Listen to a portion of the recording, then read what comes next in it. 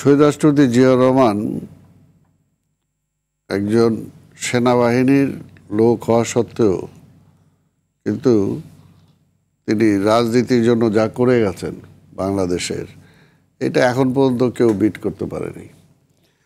একটা মহান সংস্কারক ছিলেন, আর টোটাল রাষ্ট্রটা পরিচালনা করতে যে টোটাল স্টেটসম্যানের ভূমিকায় তিনি ছিলেন।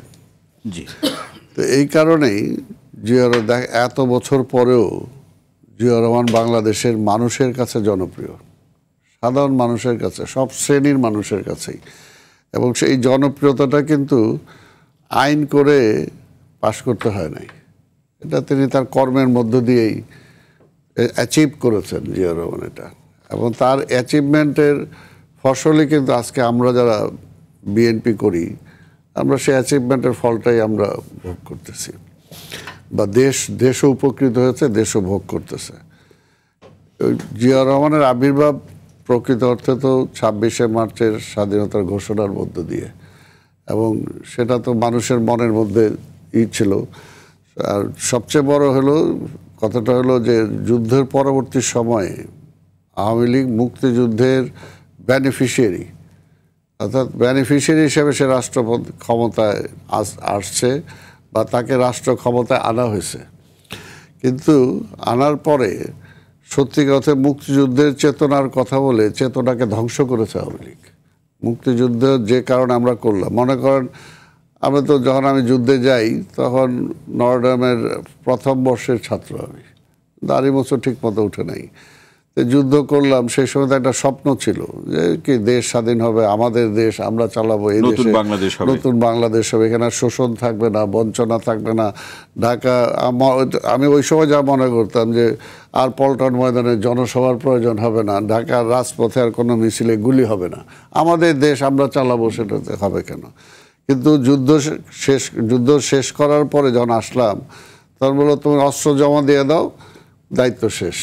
কিন্তু আমরা কি দেখলাম যে অস্ত্র জমা দিলাম, কিন্তু সত্যিকার অর্থে দেশের একটা নতুন নামকরণ হলো, একটা ভৌগোলিক সীমারেখা আমরা পাইলাম, একটা মানচিত্র, একটা পতাকা পাইলাম। কিন্তু প্রকৃত অর্থে যে পরিবর্তনটা হওয়া উচিত ছিল, সেই পরিবর্তনটা হলো শুধু জাতির পিতার পরিবর্তনটা হলো, আর মুসলিম লীগ ক্ষমতায় ছিল, তার পরিবর্তে আওয়ামী লীগ ক্ষমতায় আসলো। প্র্যাকটিক্যালি কোনো গুণগত মানুষের জনজীবনে কোনো পরিবর্তন না, আরো অধপতন হলো। পরিবর্তন তো দূরের কথা, আরো অধপতন হলো। এবং অধপতনটার মূল কারণটাই কিন্তু সেই সময় যে মিসম্যানেজমেন্ট, একটা মিসম্যানেজমেন্ট ছিল, আর দেশ পরিচালনা করতে তারা সম্পূর্ণ ব্যর্থ ছিল। আরেকটা হলো যে মুক্তিযুদ্ধের মধ্যে দিয়ে যে শক্তিটা, মূল শক্তিটা যেটা বেরোয় আসছিল, সেই শক্তিটাকে ইগনোর করা, সেই শক্তিটাকে ইগনোর করে সুবিধাবাদী যে সেইটা যারা ছিল, যারা মুক্তিযুদ্ধে সেই ধরনের কোনো রোল প্লে করে নাই, তাদেরকে আয়না দেখা গেলো যে রাষ্ট্র ক্ষমতা সম্পূর্ণ কিছু তাদের হাতেই চলে গেল। এইখানে কিন্তু একটা ডিফারেন্স সে জায়গায় চলে আসলো। এবং এর একটা এই যে আজকে যেভাবে আমরা সেনাবাহিনীতে যাইনি, আমরা যে বাইরে ছিলাম, যুবকদের মধ্যে, ছাত্রদের মধ্যে এই জিনিসটা তো কাজ করলো। পাশাপাশি বাংলাদেশের যে সেনাবাহিনী, এটা কিন্তু মুক্তিযুদ্ধের মধ্যে দিয়ে গড়ে ওঠা সেনাবাহিনী, এটা কোনো এমনি সেনাবাহিনী না। এরা দেখেন আপনি ম্যাক্সিমাম যারা মুক্তিযুদ্ধের সরাসরি অংশগ্রহণ করেছে, তারাই কিন্তু লিডারশিপটাই ছিল, এবং তাদের নেতৃত্বে আরো বেশি অর্গানাইজ হওয়া তো দূরের কথা, সেটাকে আরো ক্র্যাশ করার জন্য রক্ষী বাহিনী নামে একটা বাহিনী তৈরি করা হলো।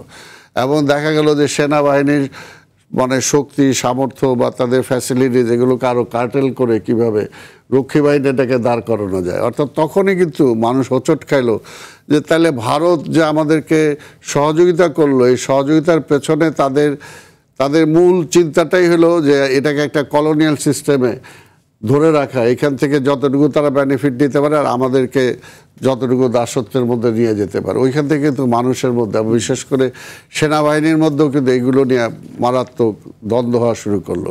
কারণটা হলো একটাই, যে দেখেন 47-এ পাকিস্তান স্বাধীন হয়েছে।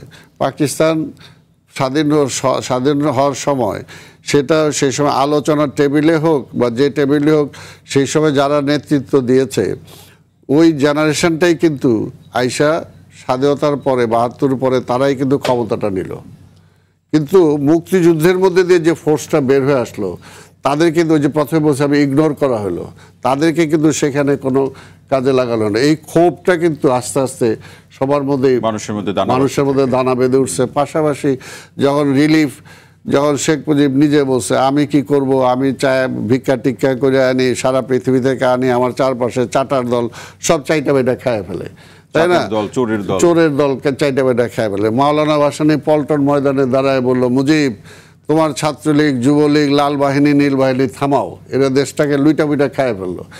ওইটার বিপরীতে আওয়ামী লীগ কি জবাব দিল, এই আওয়ামী লীগ এত কষ্ট করছে, এত জেল খাটছে, এত কিছু করছে, নাইলে কিছু খাইলই।